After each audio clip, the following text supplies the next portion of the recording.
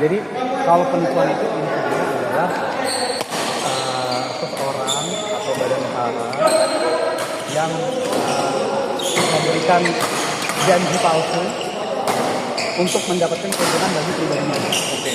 Itu gampangnya lah. Mendapatkan keuntungan bagi pribadinya itu bisa berupa membayarkan utang atau menghilangkan status piutang dan lain. Intinya menguntungkan si TR. Menyalahkan pokok sana. Ya.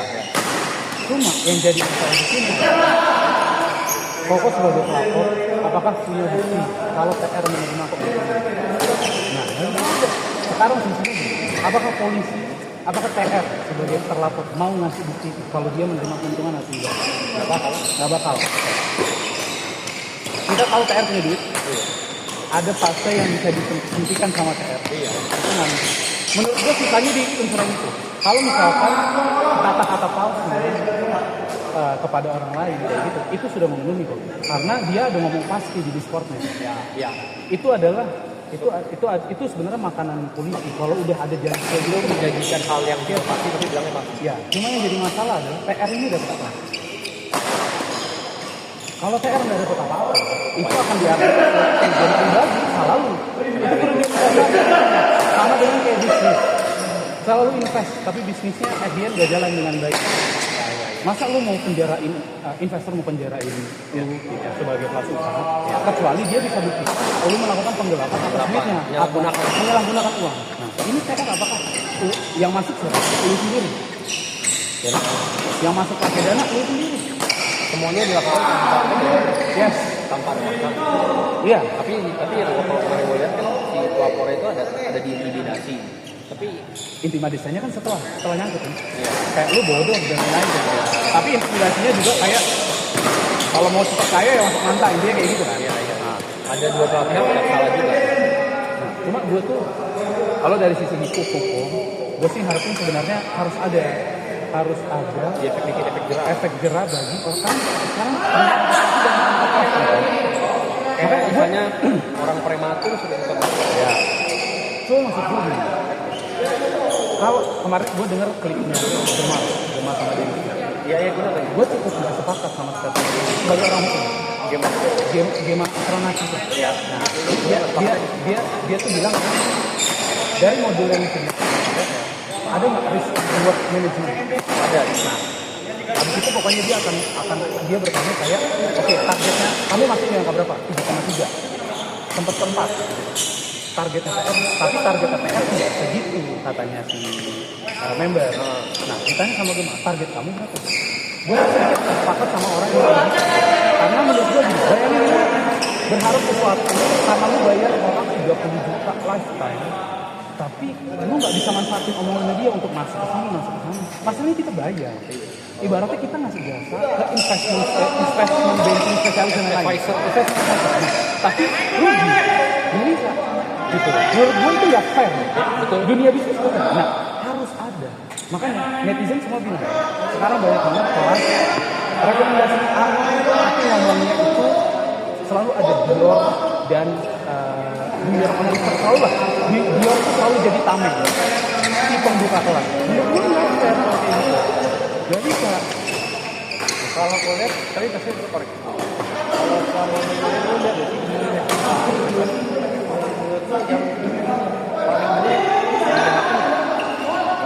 gue bilang enggak juga. Tapi udah lu ada hakim itu banyak juga, dia juga banyak makan bawah. Karena kelasnya mahal juga. Nah, yang makanya gue tuh sangat hati-hati. Gue melihat beberapa anak muda kaya raya sekarang. Gue ngelihat yang mana ya yang jujur. Ya, hati gue cuma melihat dari luar aja. Menurut gue yang jujur sekarang 2 orang. Si Hengki sama David Nah. Menurut gue David itu kacamata.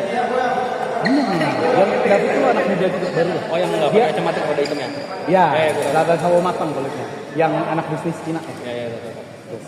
Karena gini, buat dia nggak pernah ngomongin pasti enggak. Tapi dia pernah nunjukin portofolio dalam 1 tahun itu cuma masuk trading 18 kali.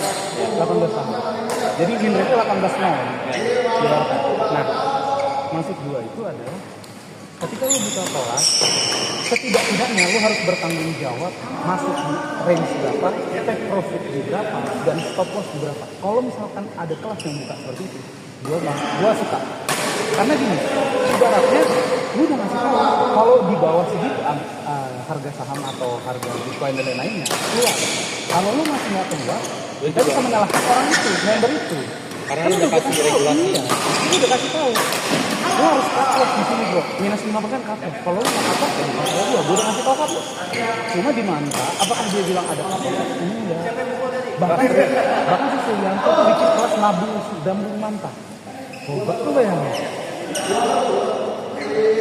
Tapi gue nggak ngerti lah apa yang terjadi di dunia ini sampai seakan-akan kok rame nih orang tiba-tiba. Karena kan ya, atau mungkin orang diiming-iming yang kayak gini anak muda umur kayak 23 24 bisa punya puluhan M. Ya, tapi memang itulah kripto. Begitu di mulai zamannya si Indra. Tapi menurut gue itulah kripto. Semua orang mau sangat cepat. Gue sampai sekarang masih lebih percaya saham. Ya, ada. Gue nggak pernah kripto. Nggak pernah. Itu ada fundamental. Maksud gue itu, ya selain fundamental, sebodoh-bodohnya gue, dalam satu hari gue bisa mengontrol kapan harus keluar. Kalau gue udah habis 10% udah deg-degan, ya keluar ya. Jangan lo tungguin lagi. Maksud gue, kalau dalam satu hari bisa 50 kali dan 0, mati lagi. Iya. Maksud gue gitu, mending gue gitu. Minus 10% udah nggak bisa. Ya. Mending itu nggak apa. Untung 5% ambil Tuhan itu jalan. Gitu. Gue tuh sedikit sampai sekarang ya udah lah nggak apa-apa lah pelan, nggak apa-apa lah. Yang penting berkembang. Ya. Oh juga kan namanya uang dingin. Lo tidak bercita-cita untuk mendapatkan sesuatu dari uang dingin itu. Ya. Kan nggak pernah ada orang bilang kan jangan investasi targetin mau beli rumah kayak gitu. Udah, namanya uang dingin udah uang dingin aja. Kalau memang akan berlipat dalam waktu cepat ya rumahnya datang sendiri. Ya. Jadi begitu. Kontrol kan, apa emosinya. Iya, makanya orang kan bilang dalam 1 tahun bisa meningkatkan portofolio 25% juga udah jago. Ya betul. Kenapa lu ekspektasi dalam 1 tahun bisa naik 15-20 kali?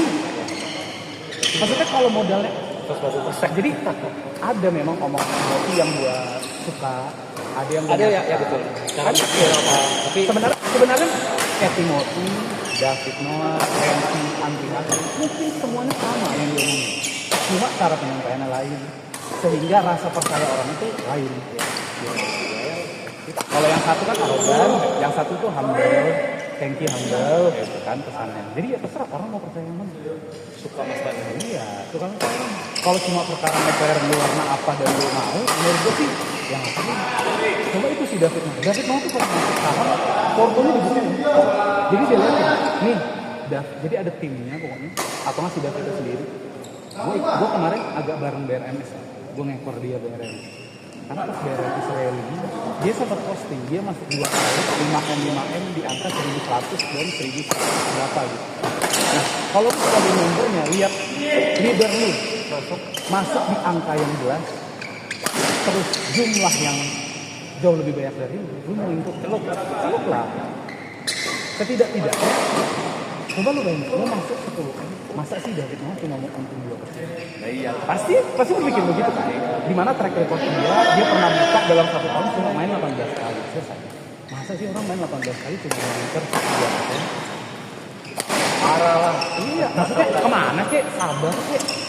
Jadi ya itu. Makanya, ya gue tahu lah. Tapi menurut gue Timothy ini sudah dari ternak uang scam-nya. Ya banyak yang ngomong. Karena di ternak ketiga sekarang ya. Iya. Jadi kini tuh. Cuma mungkin tapi ambisinya Timothy nggak bisa diikutin sama si Priscilla sama yang lain. Raymond. Tak mungkin. Itu gue pernah dengar. Dari zaman mereka bertiga memang udah nge-scam juga.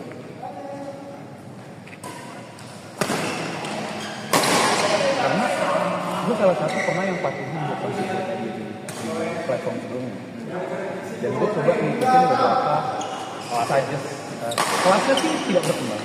Kerjaan kayak udah dari awal sampai gue 1 tahun yang segitu doang. Waktu itu gue dapet harganya emang gak mahal-mahal amat sih, dan gue patungan juga lupa sama temen gue, jadi ya cengli lah. Cuma ada bagian rekomendasinya. Itu tuh sebenarnya bagus. Cuma apakah selama ketiga ini enggak jawabannya.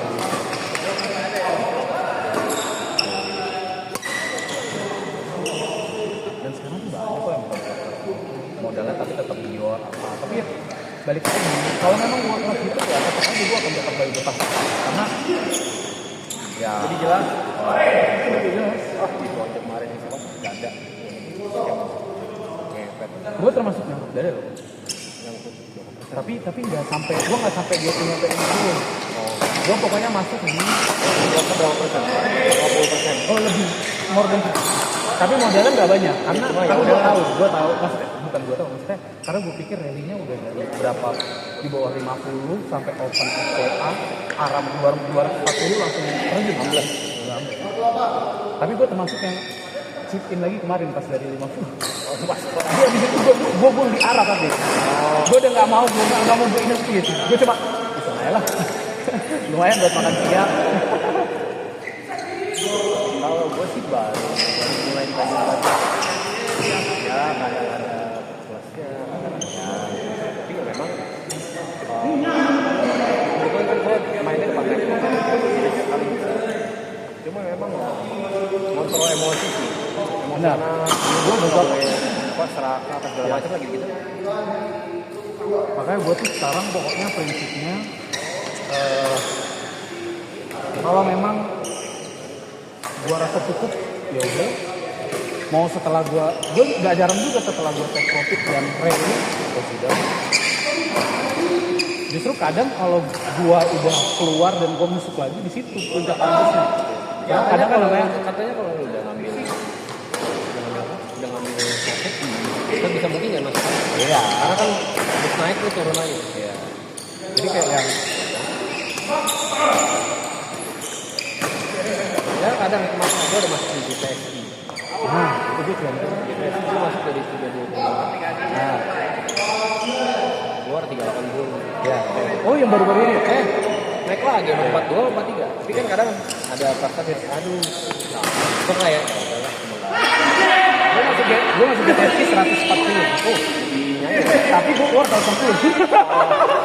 jadi nyeseknya pas ngeliat jadi gue kan masuk 140 keluar 160 terus pas dia di 200 gue cikin lagi 220 gue keluar lagi sempet kan dia ngedrop kan? ya 230 gue masuk lagi jadi gue itu karena pertama mungkin skillnya belum dan mentalnya juga belum ya udah makanya nahan itu kan juga butuh kesabaran. Maksud gue gini, ketika kita udah floating profit, let's say 100%, terus bandar bawa turun ke 75 aja, pasti udah aduh.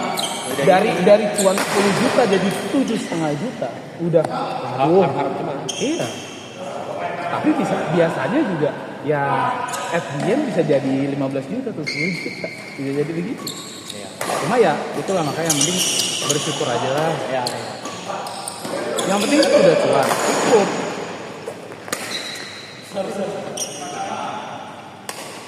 Coba kan apa gue di dia kan ada license dia kan pakai license kadang di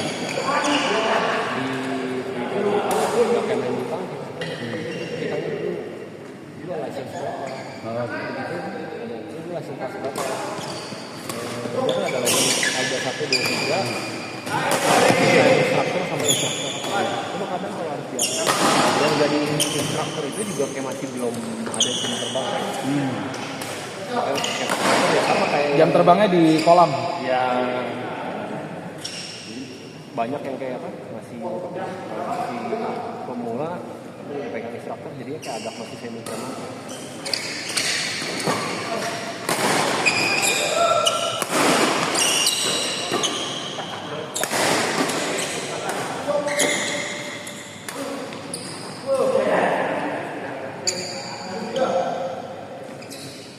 Jadi ya gue kayak ngelihat mereka apa namanya bagus ya.